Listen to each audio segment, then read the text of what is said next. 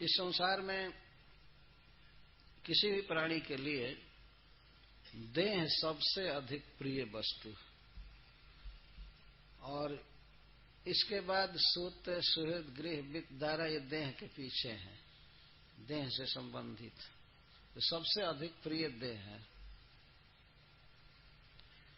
और देह को सुखी रखने के लिए व्यक्ति सारा कार्य करता है सवेरे से शाम तक, हमारा देह ठीक रहे।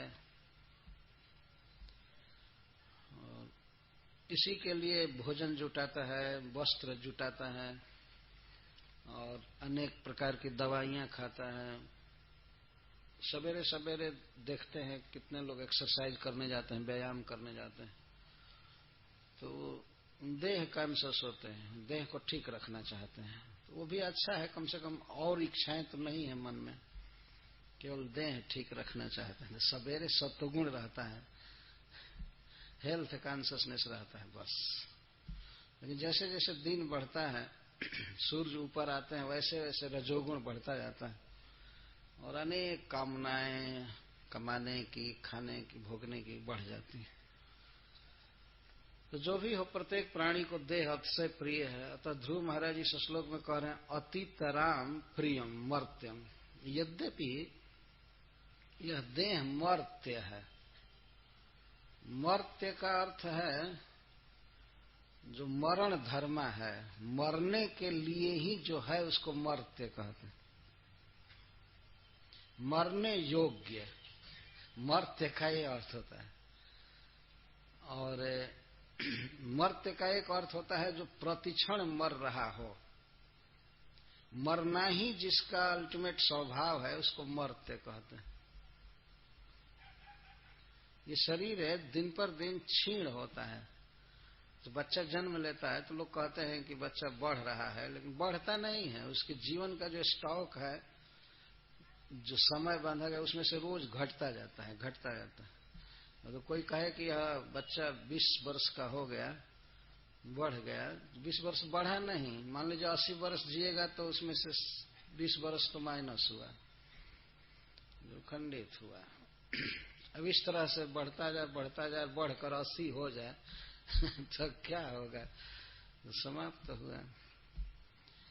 इस शरीर को मर्त्य कहते हैं, इसको हम बचा नहीं पाएंगे।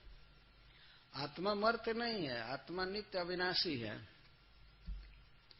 परंतु आत्मा अपने स्वरूप को भूल करके इस मर्त्य देह में अहम बुद्धि करता है, आत्माभिमान करता है और देह की जो जो दशा होती है उन दशाओं को ही अपने में आरोपित करता है। देह में आत्माध्यास हो गया है जीव। तो देह में यदि बुखार है तो मानता है हमको बुखार है, देह में कफ है तो हमको कफ है। जैसे जैसे देह की दशा होती है वैसे वैसे मानता है मैं यह हूं, मैं वह हूं, मैं यह हूं। तो यह तो बात समान रूप से है कि देह में आत्म भावना हो जाती है, परंतु देह वास्तव में बहुत प्रिय लगता है व्यक्ति को, अतिशय प्रिय। अतितराम,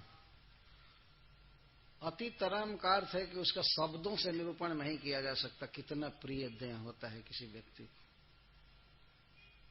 और जिस देह में आत्मा रहता है वही देह उस समय प्रिय लगता है।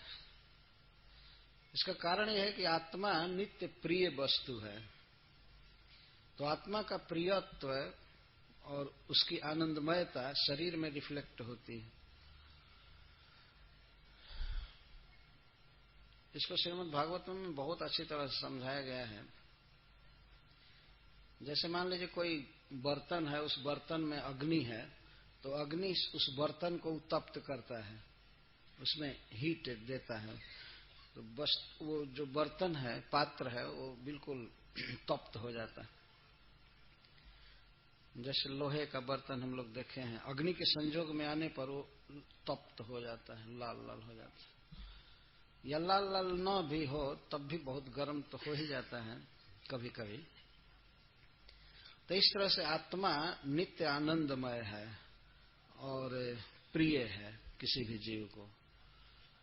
तो आत्मा का जो धर्म है प्रियता और आनंदमयता, वह इस शरीर में रिफ्लेक्ट होता है। तो व्यक्ति जानता है कि शरीर ही प्रिय है। शरीर प्रिय नहीं है और न तो शरीर आनंदमय है। आनंदमय है अपना स्वरूप आत्मा और वही प्रिय है, लेकिन शरीर के साथ रह रहा है, इसीलिए आत्मा के धर्म, आत्मा का स्वभाव शरीर में प्रकाशित होता है। और इतना प्रिय जीव मानता है कि इसी शरीर में रहना चाहता है, चाहे वो ये शरीर 90 वर्ष का या करके एक टांग खत्म हो गई है, हाथ काट दिया गया है, फिर भी वो सोचता है इसी में रहने दो हमको, हम दूसरा शरीर नहीं लेंगे। यदि किसी वृद्ध व्यक्ति को यह कहा जाए कि आप ये अपना शरीर छोड़ दीजिए, आपको हम काट देते हैं और 16 वर्ष के लड़के का शरीर आपको देंगे, तो कहेगा नहीं नहीं नहीं, रहने दो हमको। वो कहे हमें दूसरे शरीर की जरूरत नहीं। कोई भी आदमी तैयार नहीं होगा। और तो और यदि कह दिया जाए कि इस शरीर को छोड़ दो, तुमको भारत का राष्ट्रपति बना दिया जाएगा, दूसरा शरीर ले लो, तो कहेगा रहने दो हमको, हम जिस शरीर में हैं उसी में, क्योंकि यही शरीर प्रिय लगता है। जिस शरीर में आत्मा जाता है वही शरीर प्रिय लगता है। किसी सुअर को यदि यह शिक्षा दी जाए कि तुम्हें ये सुअर का शरीर छोड़ दो और मनुष्य का शरीर हम देते हैं तुमको, कभी नहीं ले सकता। और उस शरीर के उचित जो भोग हैं वही प्रिय लगते हैं उसको। सुअर के लिए यदि मलमूत्र से भरा हुआ गड्ढा हो तो वहां वो आराम से बैठता है, भोजन भी उसी प्रकार का करता है। लेकिन उसको सुअर को यदि कहीं से हाँक करके घेर करके लाया जाए, खूब उज्जवल गद्दा पर बैठाया जाए, चलो चलो चलो ये सोफा सेट लगा हुआ है इस पर बैठो, तो वो परेशान होगा कि मुझको क्यों तंग किया जा रहा है, मैं नहीं बैठ सकता इस पर। वो नहीं बैठेगा, वो भागेगा, घबराएगा। यह कह दिया जाए कि ये शरीर छोड़ दो, तुमको दूसरा शरीर दिया जाएगा, कभी नहीं। एक बार कहा जाता है कि बृहस्पति जी ने शाप दे दिया था इंद्र को कि तुम सुअर हो जाओ, तो इंद्र सुअर हो गए शाप से। और शाप के अवसान का जब समय आया तब ब्रह्मा जी बुलाने गए इंद्र को, तो वो सुअर बने हुए इंद्र भागने लगे, ब्रह्मा जी को देख करके दूर होने लगे। तो ब्रह्मा जी कहे कि सुनो सुनो, तुम सुअर नहीं हो, तुम इंद्र हो, और चलो तुम शासन करो स्वर्ग का, वहां के राजा बनो। तो सुअर भागने लगा, लेकिन ब्रह्मा जी बहुत आग्रह किए, ठहरो ठहरो ठहरो ठहरो ठहरो, चलो स्वर्ग। तब इंद्र ने कहा कि मैं जाऊंगा स्वर्ग, लेकिन इसी देह से जाऊंगा, इसी शरीर से। और दूसरी बात यह है कि कई शर्त रखे इंद्र। उन्होंने ब्रह्मा जी से कहा कि आप हमारा डिमांड पूरा कीजिए, यहाँ इस तरह स्वर्ग में इस तरह का गड्ढा है कि नहीं गंदा। तो ब्रह्मा जी ने कहा ये तो बहुत मुश्किल है, स्वर्ग में तो कोई गट्टर सट्टर कुछ है ही नहीं, क्योंकि देवता लोग शौच पेशाब नहीं करते हैं, उनके शरीर बिल्कुल दिव्य अग्निमय आकाशमय वायुमय होता है। तो ब्रह्मा जी ने कहा तो ये तो बहुत कठिन काम है, वहां तो ये है नहीं। ठीक है, हमारा भोजन मिलेगा वहां। ब्रह्मा जी ने कहा नहीं, वो अभी सुलभ नहीं। तब इंद्र ने कहा कि हमको कोई मतलब नहीं है स्वर्ग जाने से।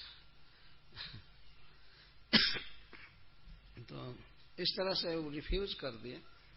लेकिन अंत में कर्मानुसार उनका शरीर छूटा, वे इंद्र पद पर फिर हुए गए। श्रील प्रभुपाद जी भी इस कथा को कई बार कहा करते थे। ये शरीर बहुत प्रिय है, अतितराम प्रियम। कहीं भी व्यक्ति इसको